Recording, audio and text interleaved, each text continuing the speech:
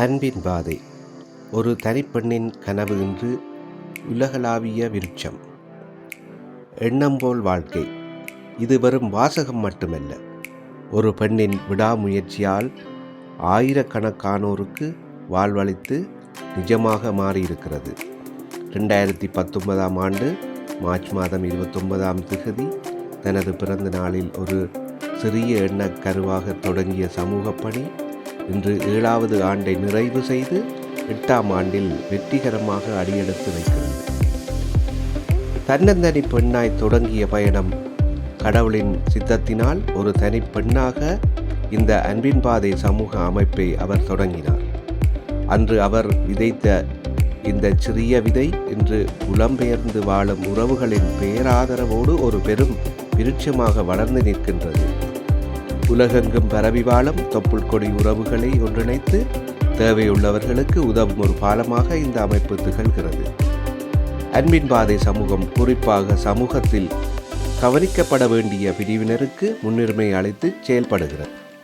பெற்றோரை இழந்த பிள்ளைகள், ஆதரவற்ற குழந்தைகளின் எதிர்காலத்திற்கு ஒளியேற்ற கல்வி உதவிகள் வழங்கப்படுகின்றன. கணவனால் கைவிடப்பட்டோர், காணாமல் ஆக்கப்பட்டோரின் குடும்பங்கள் என தனிமரமாக நிற்கும் பெண்களுக்கு வாழ்வாதார உதவிகள் வழங்கி அவர்களை தற்சார்பு உடையவர்களாக மாற்றுகிறது. சாதாரண தரம் முதல் பல்கலைக்கழகம் வரை பயிலும் மாணவர்களுக்கு தடையின்றி கல்வி தொடர மாதாந்த உதவித்தொகைகள் வழங்கப்படுகின்றன.